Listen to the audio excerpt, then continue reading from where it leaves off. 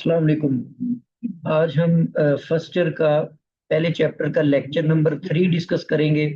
इसके अंदर हमने अर्जेंट डायग्राम को डिफाइन करना है और इसके अलावा मैग्नीट्यूड या modulus of a complex number क्या होता है, इसके बारे में हम आज पढ़ेंगे।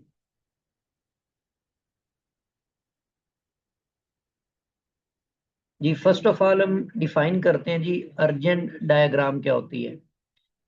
जैसे हमने ट्रिग्नोमेट्री के अंदर भी पढ़ा और फिजिक्स के अंदर भी कि कार्टेशियन कोऑर्डिनेट सिस्टम या रेक्टेंगुलर कोऑर्डिनेट सिस्टम, इसके अंदर हम दो एक्सिस लेते हैं। इसको हम मान लेते हैं कि ये एक्स एक्सिस है और ये जो वर्टिकल लाइन होती है इसको हम मान लेते हैं कि ये वाई एक्सिस है। इन दोनों का जो पॉइंट ऑफ इंटरसेक्शन है इसे हम ओरिजिन का नाम दे देते हैं। इससे अगर हम राइट साइड पे मूव करते हैं तो ये हमारे पास एक्स एक्सिस होता है, पॉजिटिव एक्स एक्सिस होता है। और अगर हम इसके ओरिजिन के अबव मूव करते हैं तो ये पॉजिटिव वाई एक्सिस होता है। अगर ओरिजिन की लेफ्ट साइड पे मूव करें तो ये नेगेटिव एक्स एक्सिस होगा और अगर हम ओरिजिन के बिलो मूव करते हैं तो ये नेगेटिव वाई एक्सिस होगा। अब इसमें कोई भी पॉइंट आप चूज करें इस प्लेन के अंदर, मिसाल के तौर पर ये पॉइंट मैं ले लेता हूँ। अब आप देखेंगे जी एक्स एक्सिस के अलोंग इस पॉइंट के सामने जो कोऑर्डिनेट है वो 3 है और वाई एक्सिस के ऊपर इसके कॉरस्पॉन्डिंग जो पॉइंट है वो 2 है।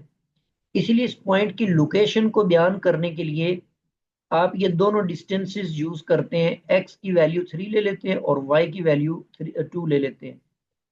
इसीलिए इसका एक्स कोऑर्डिनेट 3 होगा और वाई का कोऑर्डिनेट 2 होगा। इसका मतलब यह है कि इस पूरे प्लेन के अंदर आप कोई भी एक सिंगल पॉइंट चूज करें तो उसकी लोकेशन को बयान करेंगे आप इन दो कोऑर्डिनेट्स के साथ, एक्स कोऑर्डिनेट और वाई कोऑर्डिनेट। अब हम इसी कंसेप्ट को रिलेट करें अगर कॉम्प्लेक्स नंबर्स के साथ, तो हम ये जानते हैं कि आपके पास कोई भी कॉम्प्लेक्स नंबर है a प्लस बी आयोटा, तो इसको हम ऑर्डर पेयर की सूरत में राइट कर सकते हैं a व b। अब कॉम्प्लेक्स प्लेन के अंदर भी सारे ऑर्डर पेयर्स होते हैं, तो इसका मतलब ये है कि हर कॉम्प्लेक्स नंबर को आप इस प्लेन के अंदर एक पॉइंट से इंडिकेट कर सकते हैं। मतलब हर कॉम्प्लेक्स नंबर एक पॉइंट को इंडिकेट करेगा और अगर आप कोई भी एक पॉइंट उठाते हैं इस प्लेन में से तो उसके कॉरस्पॉन्डिंग कोई एक कॉम्प्लेक्स नंबर होगा। और दूसरी बात यह है कि इस सेंस में कॉम्प्लेक्स नंबर्स की सूरत में ये जो एक्स एक्सिस होता है इसको हम रियल एक्सिस का नाम देते हैं, क्योंकि हर कॉम्प्लेक्स नंबर का जो रियल पार्ट होता है वो हम एक्स एक्सिस के ऊपर ले रहे होते हैं। और ये जो इसका वाई एक्सिस होता है इस प्लेन का, उसको हम इमेजिनरी एक्सिस का नाम देते हैं। अब इसको इमेजिनरी एक्सिस का नाम इसलिए दे रहे होते हैं कि जो भी कॉम्प्लेक्स नंबर आप इसके ऊपर ड्रॉ कर रहे होते हैं, उनको पॉइंट आउट कर रहे होते हैं, उनका जो इमेजिनरी पार्ट होता है बी, वो हम इस एक्सिस के ऊपर ड्रा करते हैं। इस पूरे प्लेन को जो हमने इस तरह से बनाया है इसको हम कॉम्प्लेक्स प्लेन का नाम देते हैं। और इस कॉम्प्लेक्स प्लेन के अंदर कोई एक पॉइंट आप बना दें या एक से ज्यादा पॉइंट्स बना दें, तो ऐसी डायग्राम जो एक या एक से ज्यादा पॉइंट्स के ऊपर मुश्तमिल होती है उसको हम अर्जेंट डायग्राम का नाम देंगे। तो ये कंसेप्ट है जी, इसको हम आगे और भी यूज करेंगे जब हम पोलर कोऑर्डिनेट्स के अंदर कॉम्प्लेक्स नंबर्स वगैरह को देखेंगे। तो ये इसकी यहाँ पर ये डिटेल राइट की हुई है, इसको एक दफा रीड कर ले। नेक्स्ट हम मूव करते हैं जी मैग्नीट्यूड और modulus of a complex number. अब जो कॉम्प्लेक्स नंबर का मॉडुलस या मैग्नीट्यूड है, इसको समझने से पहले एक कंसेप्ट रिकॉल करें। नाइन्थ क्लास में हमने ये पढ़ा था कि अगर आपके पास प्लेन है और उस प्लेन के अंदर दो पॉइंट्स हैं, x1 है और y1 है। ये मैंने प्लेन के अंदर कोई दो पॉइंट्स ले लिए हुए हैं। जो P पॉइंट है उसके कोऑर्डिनेट्स x1 और y1 है और Q जो पॉइंट है इसके कोऑर्डिनेट्स x2 और y2 है। अब ये दोनों पॉइंट्स के बीच में जो डिस्टेंस है, इस डिस्टेंस को अगर आपने कैलकुलेट करना है तो ये बराबर होगा, जो इन दोनों पॉइंट्स के x कोऑर्डिनेट्स हैं उनको माइनस करेंगे, x2 माइनस x1 और इसका स्क्वायर लेंगे। इसी तरह y कोऑर्डिनेट्स को माइनस करेंगे और इसका भी स्क्वायर लेंगे और सारे के ऊपर आप स्क्वायर रूट राइट कर देंगे। लो जी, ये कहलाता है जी डिस्टेंस फार्मूला, और ये 9th क्लास में हमने पढ़ा था। अब जैसा कि ऊपर डायग्राम दिखाई हुई है, इसमें अगर मान लें कि एक पॉइंट ओरिजिन है। अब ओरिजिन का हमें पता है जी 0 0 इसके दोनों कोऑर्डिनेट्स होते हैं, और दूसरा पॉइंट मैंने ऊपर लिया हुआ है ए, जिसका कोऑर्डिनेट्स हैं एक्स और वाई।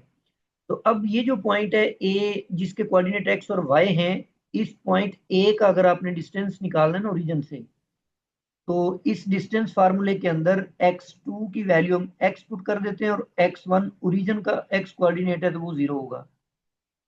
सिमिलरली y2 को मैंने y ले लिया हुआ है, और जो y1 है उसको हम 0 ले रहे हैं, और इस सारे के ऊपर हम यूज करेंगे जी स्क्वायर रूट। तो ये डिस्टेंस निकल आएगा X square plus Y square.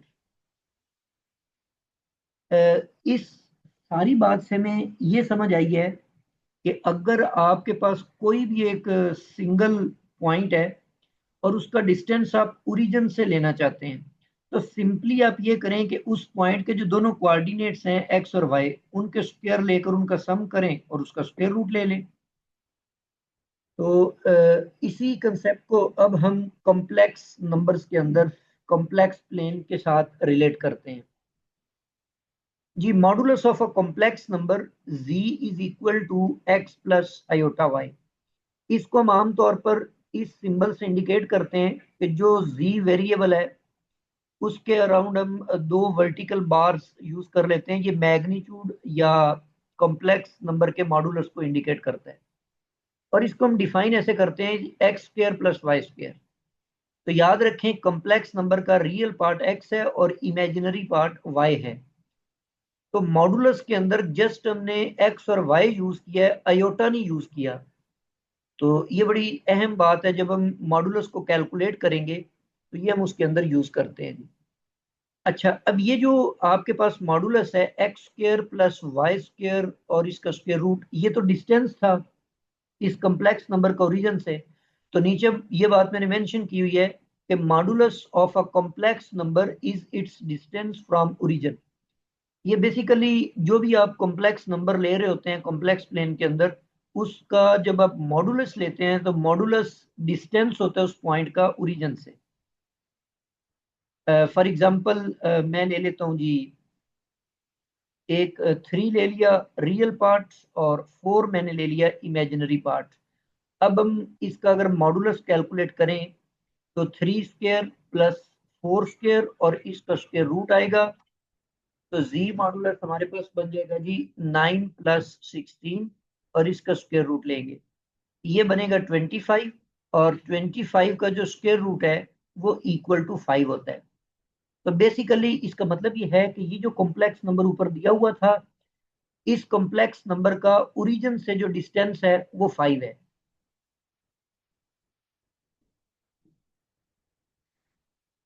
Next एक एग्जांपल देखते हैं हम। ये कॉम्प्लेक्स नंबर z दिया हुआ है और आपने इसके कॉन्जुगेट का मॉडुलस लेना है। पहले हम इस कॉम्प्लेक्स नंबर को सिंपल फॉर्म में राइट करते हैं a प्लस आयोटा b की फॉर्म में। उसके लिए ये जो स्क्वायर है इसके ऊपर इसको ओपन करते हैं, 1 स्क्वायर और 2 आयोटा स्क्वायर प्लस 2। पहली रकम 1 है और दूसरी रकम ले रहे हैं जी 2 आयोटा। डिनोमिनेटर में बटे के नीचे हमारे पास था 2 माइनस आयोटा। मजीद इसको सिंप्लीफाई करते हैं तो 1 का स्क्वायर 1 होगा, 2 का स्क्वायर 4 होता है, आयोटा स्क्वायर चूंकि -1 होता है इसलिए -4 आ जाएगा। 2 2 इज द 4 आयोटा। डिनोमिनेटर में 2 माइनस आयोटा लगा देंगे, ये बन जाएगा -3 प्लस 4 आयोटा 2 माइनस आयोटा। अब हम ये जानते हैं कि अगर कॉम्प्लेक्स नंबर बटे की सूरत में हो और बटे के नीचे से आप अयोटा वाली रकम को खत्म करना चाहते हैं, मतलब उसको स्टैंडर्ड फॉर्म में राइट करना चाहते हैं, तो उसके लिए हम कॉन्जुगेट से मल्टीप्लाई करते हैं। जो बटे के नीचे नंबर होता है, जैसे यहाँ पर 2 माइनस अयोटा है, तो इसका कॉन्जुगेट बनेगा 2 प्लस अयोटा। 2 प्लस अयोटा से मल्टीप्लाई भी हो गया और 2 प्लस अयोटा से डिवाइड भी हो गया। तो जी इनको हम करते हैं जी मल्टीप्लाई। तो जैसे ये -3 है इस -3 को पहले 2 से मल्टीप्लाई करेंगे, ये बन जाएगा जी -6। फिर हम इसी -3 को आयोटा से मल्टीप्लाई कर देंगे, ये बन जाएगा -3 आयोटा। उसके बाद 4 आयोटा की बारी आएगी, इसको पहले 2 से मल्टीप्लाई किया, ये बन जाएगा 8 आयोटा। और फिर हमने 4 आयोटा को आयोटा से मल्टीप्लाई कर दिया, ये बन जाएगा 4 आयोटा स्क्वायर। जो बटे के नीचे दोनों रकमे 2 माइनस आयोटा और 2 प्लस आयोटा, इधर आप फार्मूला लगा देंगे 2 का स्क्वायर और माइनस आयोटा स्क्वायर,